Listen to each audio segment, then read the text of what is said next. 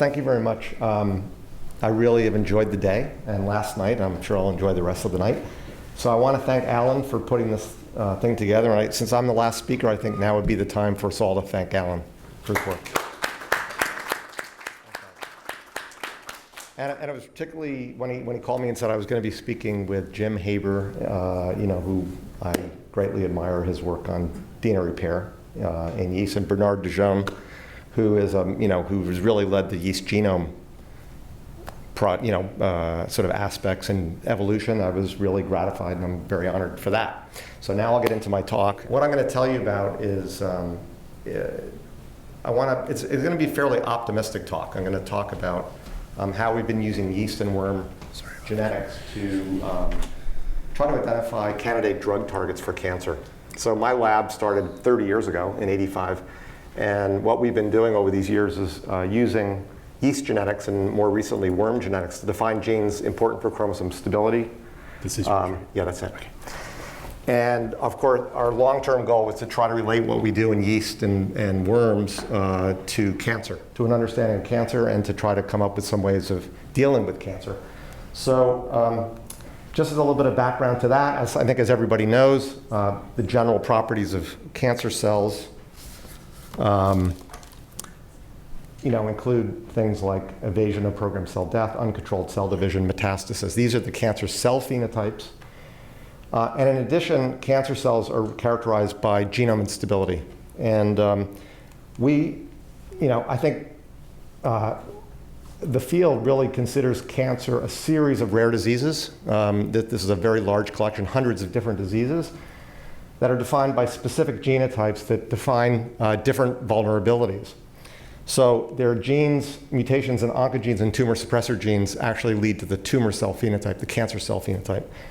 And it's mutations that cause increased mutation rate and increased aneuploidy rate that predispose progenitor cells to actually accumulate all the mutations that are required to get the cancer cell phenotype. So genome instability does not actually cause the phenotype of cancer, but it predisposes cells to become cancer. And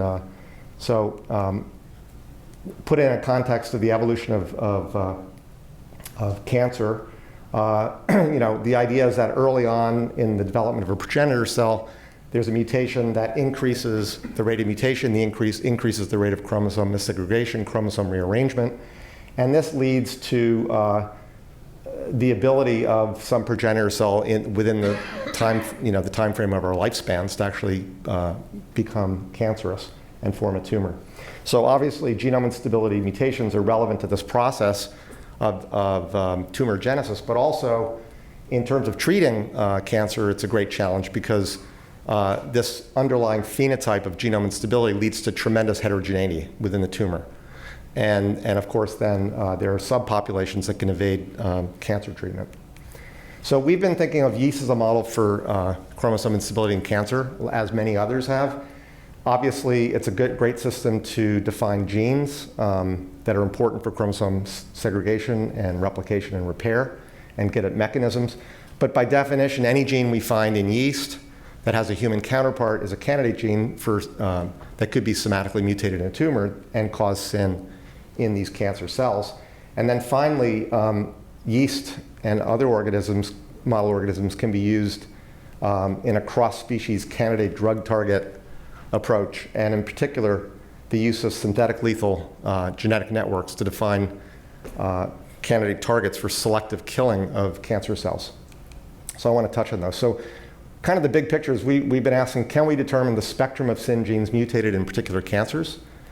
And the idea is to go from yeast CIN genes to candidate cancer CIN genes to define those that are mutated in tumors and that actually cause the phenotype in cancer. And then if we understand the mutational spectrum of the CIN genes in a tumor type, can we exploit that knowledge to identify drug targets for selective killing of those cancer cells carrying those mutations? So this gets to the yeast synthetic lethal approach, and then validating candidate drug targets in mammalian cells. So to get at this question of what are the genes mutable to CIN, one of the things that we did was we kind of bit the bullet maybe 7 years ago or so, And we asked, what are all the genes mutable to CIN in yeast? And that would provide a reference collection of functions. And we've used spontaneous mutants, systematic screening of the non-essential yeast gene deletion collection, and screening of essential gene collections, temperature-sensitive mutations at semi-permissive temperature, and knockdown alleles of the essential genes. So we've been able to screen all of the yeast genes that are known for mutations leading to chromosome instability. We've used 4 marker loss assays, CTF, chromosome loss actually, that measures chromosome loss, bimaters, loss of heterozygosity, A-like Faker, which determines loss, terminal deletions, and then gross chromosomal rearrangements that get at terminal deletions and translocations. So we've sampled a lot of the types of phenotypes. And to boil all this down and all these different screens, we found that there are 692 yeast genes that as single genes are mutable to a CIN phenotype. So that's about 10% of the genes in yeast are mutable to a CIN phenotype. And we can identify for 70% of those a top hit human ortholog that is a candidate CIN gene. And interestingly, the genes, as you might expect in an unbiased screen like this, many of the genes, maybe 2/3 to 3/4, were in processes that you might expect to cause CIN, but many of the other mutations were in things that were unexpected. And so these also, their human orthologs have to be considered as candidates for driving CIN in tumors as well. And as I mentioned, this synthetic lethal concept that I'm sure all of you are aware of, which was first really described by Lee Hartwell and colleagues back in the late 90s, can be used to try to find candidate drug targets. So synthetic lethality is defined as a situation where your favorite gene number 1, when mutated, is viable. Your favorite gene number 2 is viable, but the double mutant is dead. So that defines synthetic lethality. And if we put that in the context of chromosome instability in tumors, if we imagine that your favorite gene number 1 is a CIN mutant, that is a gene that when mutated leads to chromosome instability in a tumor, your favorite gene number 2 could define a selective drug target. That is, knockdown of your favorite gene till your favorite gene number 2 would not kill the normal cells, but would selectively kill cancer cells carrying the genotype with the CIN mutant. And the other aspect of genome instability in tumors is that it appears that there are sets of genes within tumor types that lead to chromosome instability. So for example, in colorectal cancer, 4% of colorectal cancers have mutations in MRE11. We can go into yeast and take an MRE11 deletion and look at what are all the genes that are synthetically lethal with an MRE11 reference gene. And there tend to be dozens or more of genes in the genome that buffer MR11.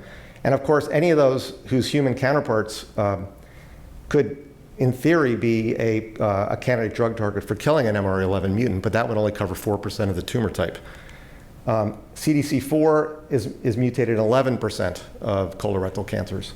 So if you do a synthetic lethal analysis for CDC4, you can find candidate targets, but there will be synthetic lethal partners that bridge the two, so that are what we would call interaction nodes or highly connected nodes. And if you expand this so that you know if you can define all the genes within a tumor type that lead to CIN, develop networks and look for highly connected nodes, these become the high priority candidate targets to follow up on. So this is an example of an early figure from one of my students when she screened the non-essential collection. And what you see on this are 8 yeast CIN genes whose human counterparts are known to be mutated in tumors. And if you make a network that includes only the synthetic lethal partners that link at least 2 of the 8 genes, you identify something like 70 to 100 genes that are in this network. And you can filter these networks down to find the most highly connected nodes. So for example, these 3 genes, which are genes that we know and love, connect 6 of the 8 genes. So these would be the kind of targets that we would have as our favorites. So human gene candidate orthologs of yeast CIN genes can allow us to identify recurrent somatic mutations. We don't have to do gene resequencing. We can just screen the databases now, the large number of sequences.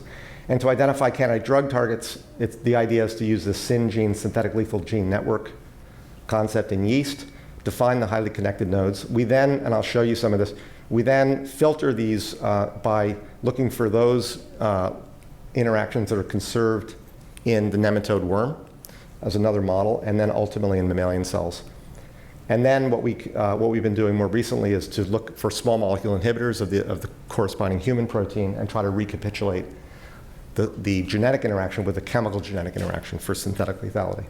So this is one of the first networks a student in my lab, Derek Van Pell, for his PhD project pursued. And what you see here are 9 genes. These are the yeast gene names that are mutated in colon cancer cells. These 9 genes would account for maybe 40% of the mutational spectrum in colon tumors. And you see 5 yeast genes that are highly connected in a synthetic lethal network. So the double mutants are lethal in yeast. And so what he wanted to do was ask to what extent this kind of a network is conserved in mammalian cells.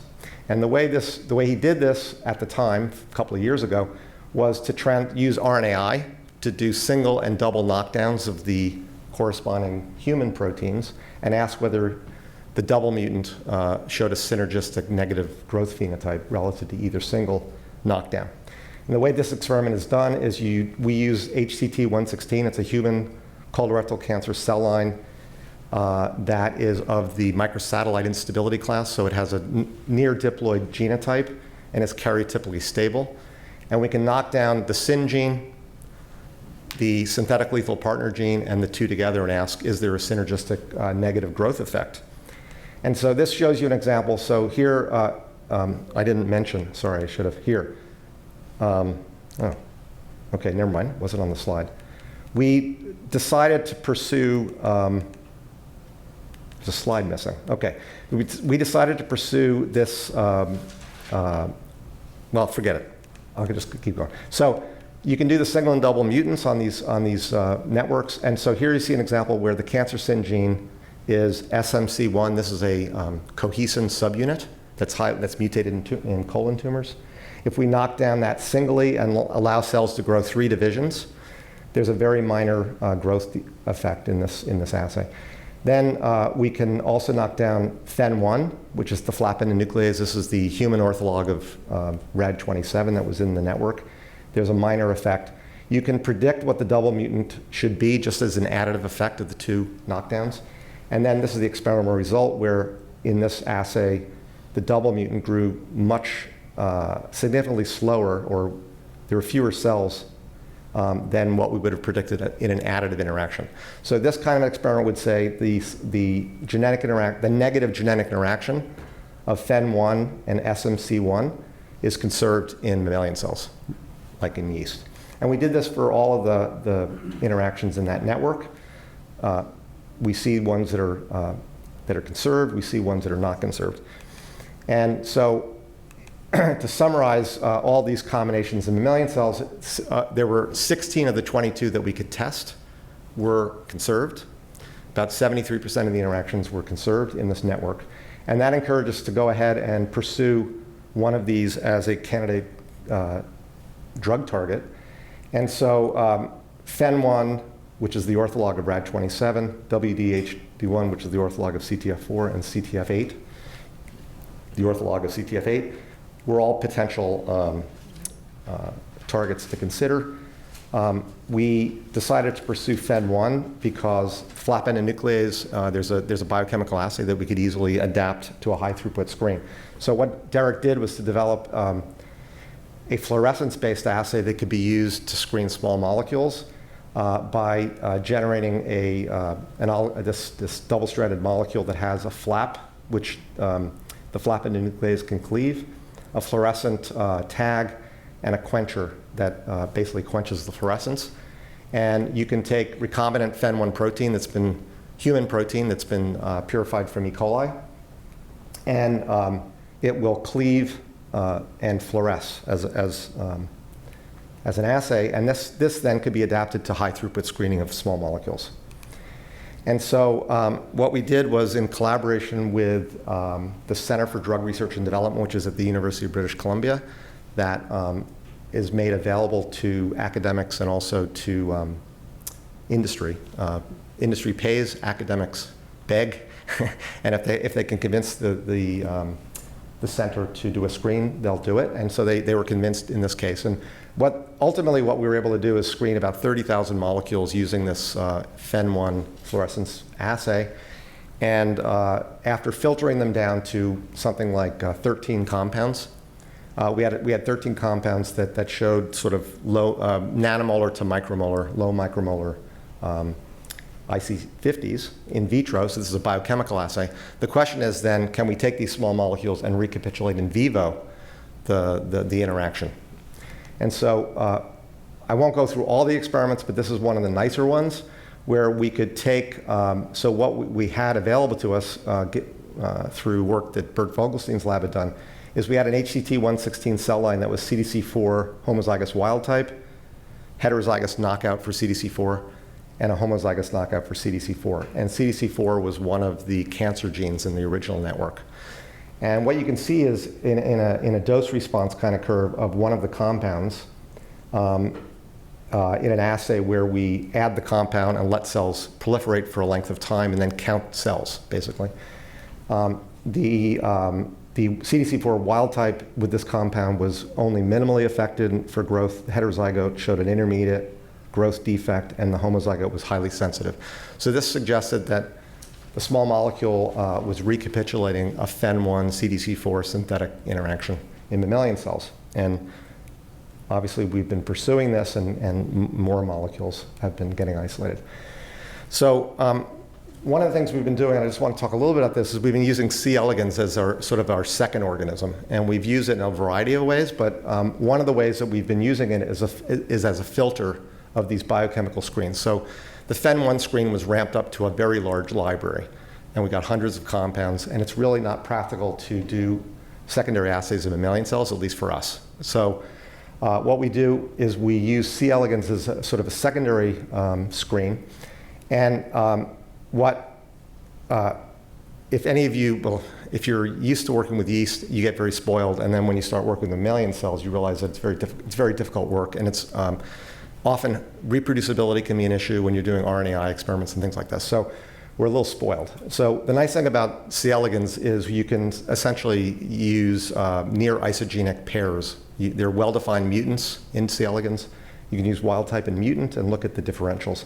So the system basically allows us to find inhibitors that have the greatest differential, wild type versus mutant, in an independent organism. We can ask whether the inhibitors phenocopy a FEN1 mutant synthetic lethal interaction. So if we know a spectrum of genes that we would expect to interact, we can ask that. And the other thing we can do in the worm is to try to identify other genotypes that are sensitive to FEN1 inhibition. So we can try to define other biomarkers that might be useful in cancer. Okay, so we might start with tens of thousands of compounds, and after a screen we have hundreds of biochemical inhibitors, and we can put these onto the worm, and I'll show you some data, and filter that down to a subset of molecules that work in the worm, and then go to our mammalian models and ultimately to xenografts. And just as a little filler here is, or a link to the C. elegans work is, if you ask what are the genetic interactors of RAD27, the FEN1 ortholog in yeast, these are all the synthetic lethal partners. And this is at a fairly low stringency of, these are not all synthetic lethals, but they are lethals and synthetic slow growers out of the data sets. And so you see a lot of candidate genes in homologous recombination, the checkpoint ribonuclease H, MUS81N nuclease, and cohesin, and other things. And so these are all candidate things that we can test. And so we've been looking at this mutant spectrum in C. elegans, and so I'll just tell you that for the purpose of the next couple of slides, MUS81 recapitulated, the FEN1 MUS81 worm is dead, basically. So the synthetic lethality of FEN1 MUS81 is conserved in the worm. And so we've been using the MUS81 worm as a way of screening these compounds. So there are two assays that we use. One is an acute exposure assay, where we add the small molecule, the FEN1 inhibitor to larvae that have just hatched and let them go for 18 hours and then basically score viable embryos. And there's a chronic exposure assay where we add the small molecule when the worms hatch, let them go 18 hours and score F1 viability. So we use both these assays. And just to give you an example, this is some data from using a MUS81 worm and putting on a series of these FEN1 inhibitors that were identified in the biochemical screen, where we'd use basically no drug and drug against the mutant, or we put the drug against wild type and mutant. And so you can see some of these, like this compound A and compound K, show a strong differential in causing embryonic lethality in a MUS81 worm. So we'd say these will go through our analysis. This is what the data kind of looks like. So here, if you add compound A, B, and C to wild type, there's little effect. But if you put them onto the MUS81 mutant, you see examples where there's strong selective killing of the MUS81 mutant, and here's an example where there was no killing. So this is the kind of assay that we've been using. We can also use sort of a chronic assay for looking at a wide range of different genetic backgrounds. So we've been using a panel of 48 worm mutants that represent genes that are mutated in tumors, and putting the small molecules onto them to ask what other genotypes are sensitized to FEN1 inhibition. And so we, for example, in this kind of approach, I'm not showing you all the data, we can find that these two small molecules selectively kill a cohesive mutant, and that kind of thing. So those are the things we're doing. Now, so for the next part of the talk, and I want to make sure I'm on time, is I want to talk about another approach that we've been using, and we've termed it synthetic cytotoxicity. It's essentially a conditional synthetic lethality to ask whether we can broaden the spectrum of a small molecule inhibitor that we have found that targets a specific protein. So the aim of this is to try to identify potential combination therapies that will selectively kill CIN mutants that are represented in tumors. So this is for example, can we broaden the spectrum of a DNA repair enzyme inhibitor, say FEN1, via combination with low doses of therapeutic DNA damaging agents, so as to selectively kill cancer cells carrying specific CIN gene mutations? Okay, so there are a variety of drugs, and this concept of synthetic lethality is sort of portrayed here when the Toronto group makes their complete genetic interaction map of yeast. It'll be a 6,000 by 6,000 matrix, and there'll be all these synthetic lethal hits where the double mutants are dead or very slow growing. But this will really only represent one layer of an infinite series of genetic interaction maps. So this is the standard synthetic lethal interaction map. But if you add a sublethal amount of a toxin, say a DNA damaging agent, the synthetic lethal spectrum shifts dramatically. And this has been shown by several groups recently in some nice papers. So there are examples when you add a low dose of toxin where double mutants that were not synthetic lethal before becomes synthetic lethal. The double mutant sensitizes to the drug. And there are examples where a synthetic lethal interaction that was shown in the absence of drug are suppressed so that they'll grow, the double mutant will grow. Okay, and of course there's essentially there's a infinite series of things that could be done.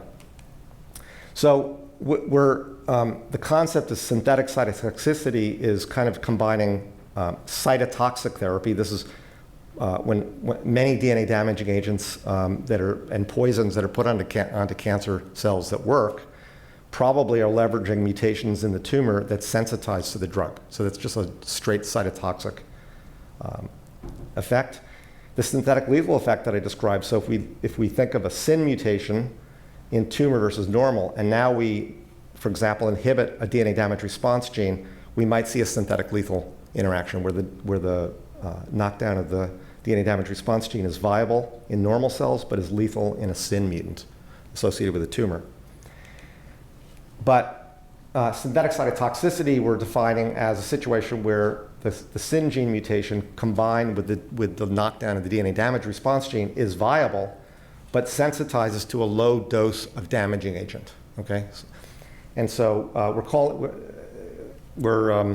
what we decided to focus on are the 6 classes of DNA damaging agents that are used in chemotherapeutics, cross-linkers, topoisomerase I inhibitors, 2 inhibitors, double-strand break chemicals, things that block replication, and alkylating agents. So we have 6 examples of these different classes. We've focused on 3 DNA repair enzymes, FEN1 because we have small molecule inhibitors that we've developed, TDP1 and TPP1 in yeast because 2 other local groups are developing small molecule inhibitors of the human counterparts. And we've focused on initially 27 CIN genes that are known to be somatically mutated in tumors. So we have a 27 by 3 by 6 matrix that we can test for synthetic interactions and synthetic cytotoxic interactions. And of course, when you make the single and the double mutants in yeast and you add the sublethal dose of drug, there are several things that could happen. There could be no interaction. So here you see an example where mutant number 1 is 80% growth, mutant number 2 is 90% growth. The double mutant would be predicted to be 72%. When you add a sublethal dose of a drug, if you see a strong negative interaction, we'll call that synthetic cytotoxicity or lethality. If you see better growth, that's phenotypic suppression of the DNA damaging agent. So when we did this pilot experiment of 9 by 27 by 3, we saw examples of synthetic cytotoxicity. So here's an example of TPP1 and MRE11. So in the absence of bleomycin, the single and double mutants all grow well. In the presence of a sublethal dose of bleomycin, the TPP1 and wild type strains grow well. MRE11 is partially inhibited, but the double mutant is severely inhibited. So we call that a synthetic cytotoxic interaction. And here you see an example of phenotypic suppression where the single mutant SGS1 is extremely sensitive to bleomycin, but in the presence of the TDP1 mutant, you get rescue of growth. Okay? So we see all these examples. And just to summarize the negative interactions, which are relevant to the selective killing of cancer cells, I think what you get, this attempts to put all the data into one slide where there were 6, the black edges here, lines, link RAD27 to the 6 genes that it is synthetically lethal with in cells. And these other lines show synthetic cytotoxic interaction. So if you add hydroxyurea to a RAD27 MAD1 double mutant, you get a synthetic cytotoxic interaction. So what you can see is that by screening these sublethal doses, we can expand the spectrum of genetic backgrounds sensitive to knockdown of RAD27 from 6 to sort of double the number. So we're optimistic, hopeful that this is going to identify additional genetic backgrounds that can be exploited. And the last, I think I won't go through this in any kind of detail, but we can also do synthetic cytotoxic screens at the genome-wide level. So in the example I showed you, we chose mutants and sort of directly tested them through tetrad analysis and that kind of thing.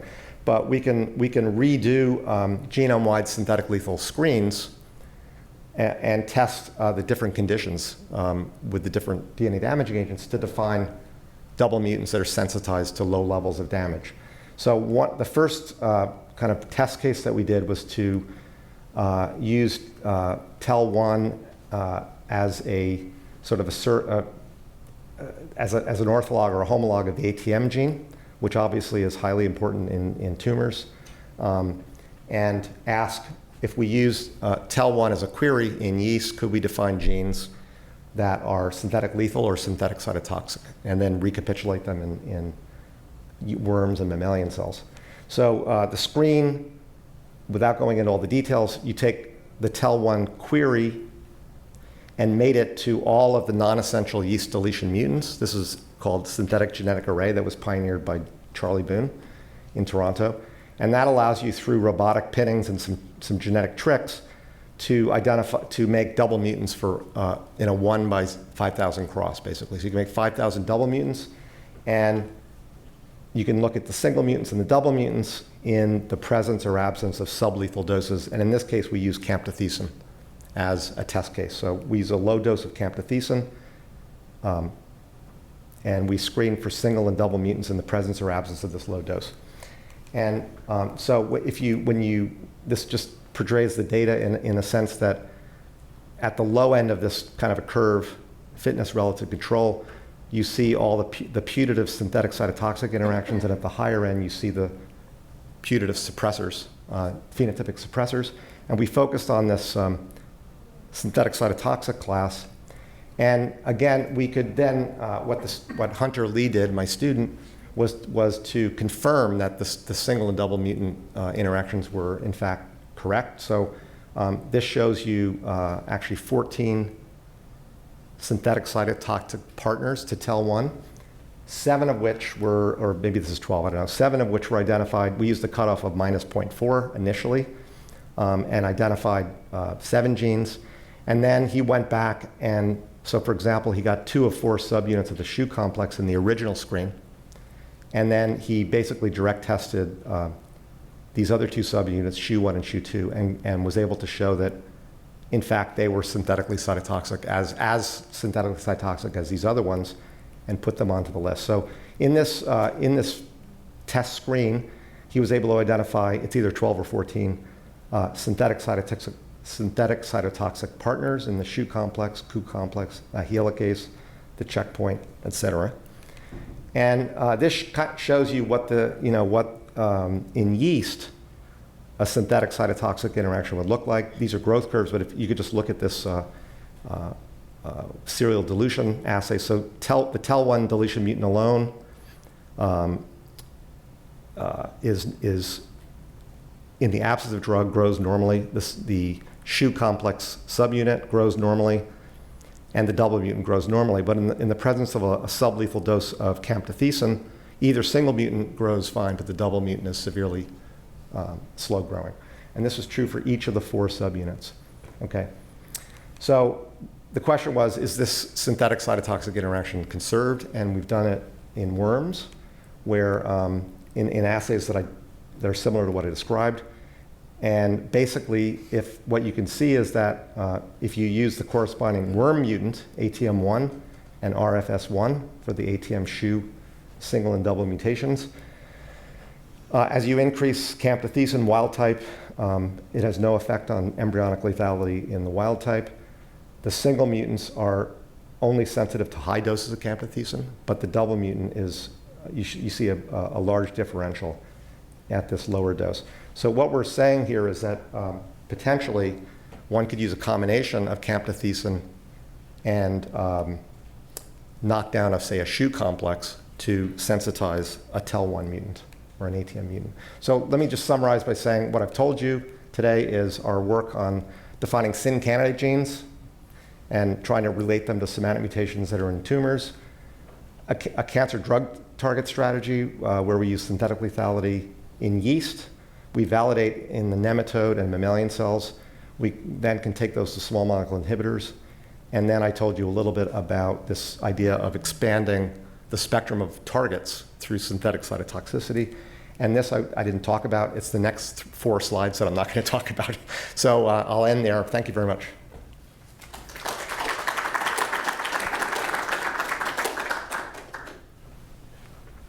Yeah.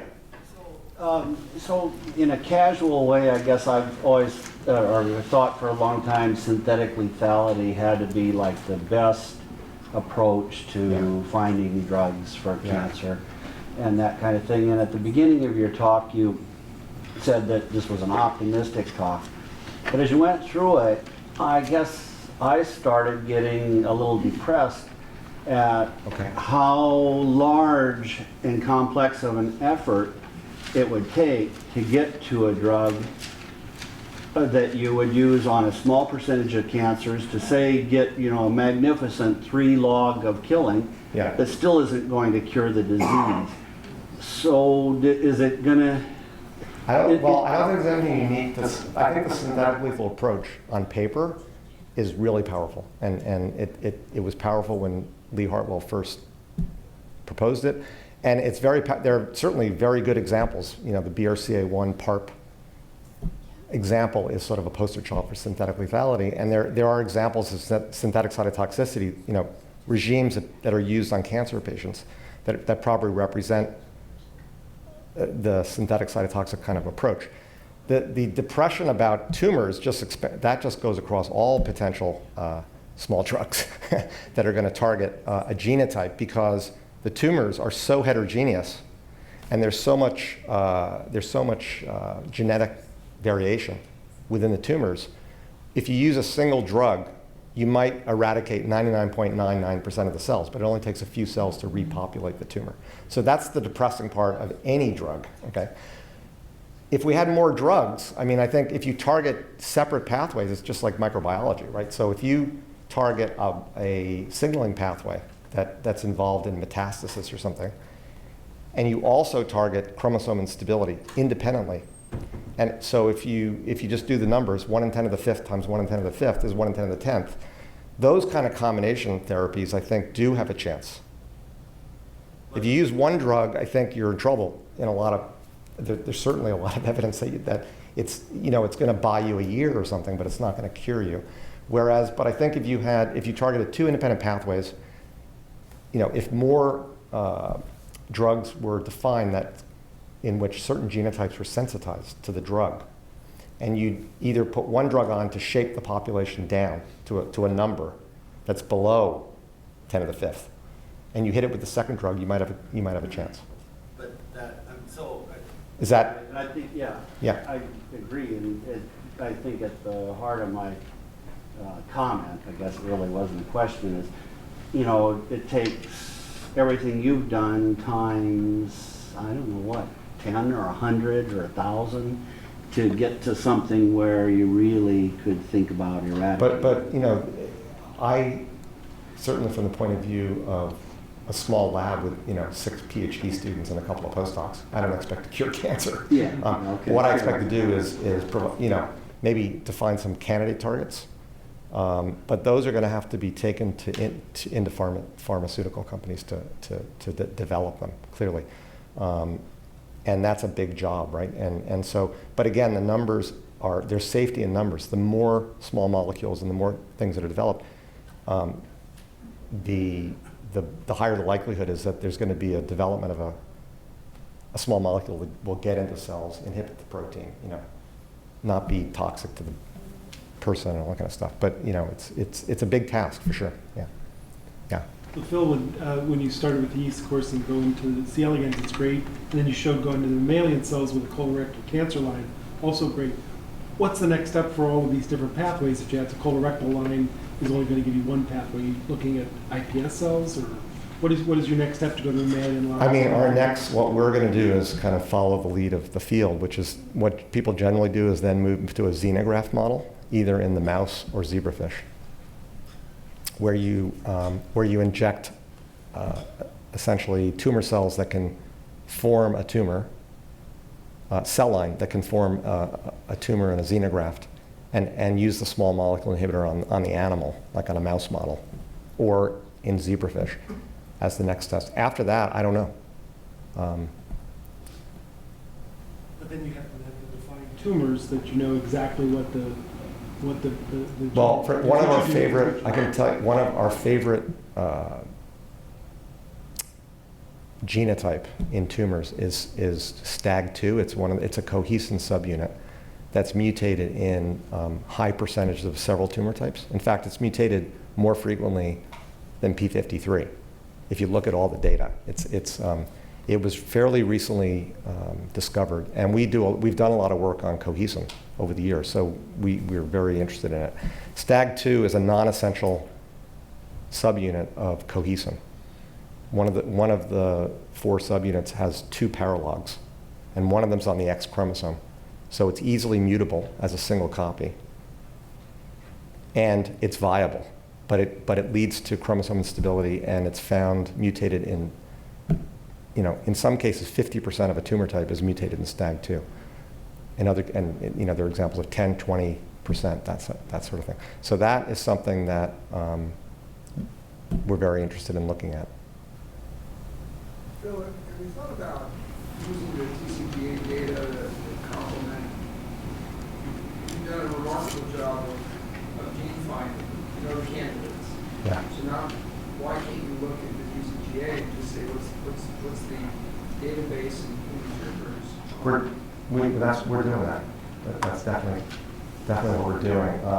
And we're doing things like, for example, the last few slides I would have shown you. We have a cancer center and a genome center in Vancouver, so we have local colleagues that are sequencing, hundreds of a tumor type. There's a high-grade serous ovarian tumor type that's highly CIN, and we are looking really closely. We're trying to intersect our CIN gene list. The other list we have are genes that, when overexpressed, cause chromosome instability. So we've screened all of the genes. You can inducibly overexpress each of the 6,000 genes in the backgrounds where we can assay for loss, chromosome misaggregation. And there's, I can't remember now, I think it's like 240 genes that, when overexpressed, cause chromosome instability. And we can intersect that with the copy number amplification and gene expression profiling of tumors and find candidates of genes that, when overexpressed, they're drivers in tumors, but why is it? Is it in the cancer cell phenotype, or is it in the genome instability class?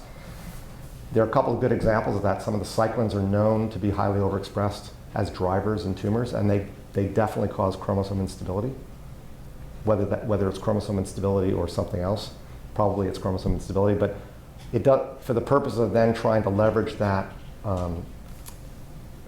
for a synthetic negative interaction, we can also do that. So we can take a gene that, when overexpressed, causes CIN, and use that as our query against the deletion collection. Ask what deletions selectively kill a cell that overexpresses a protein, and that becomes another kind of target.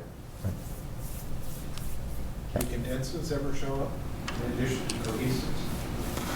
I'm sure they have, but I couldn't give you the numbers. Do condensins show up mutated in tumors? They have to.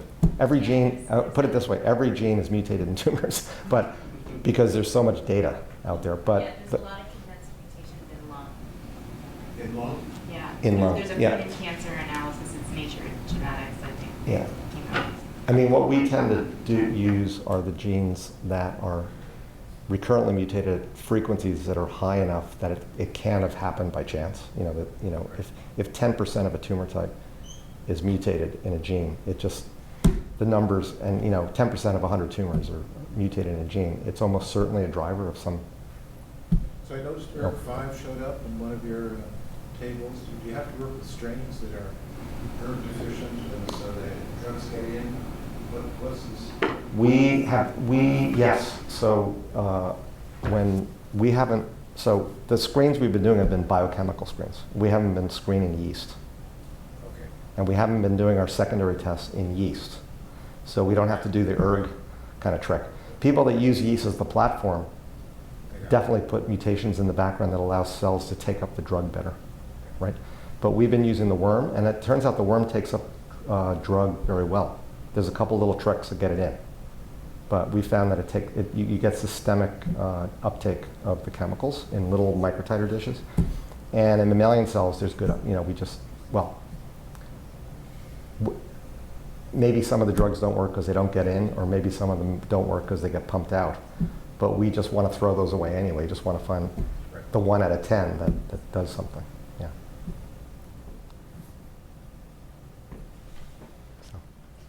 Well, thanks again. Yeah.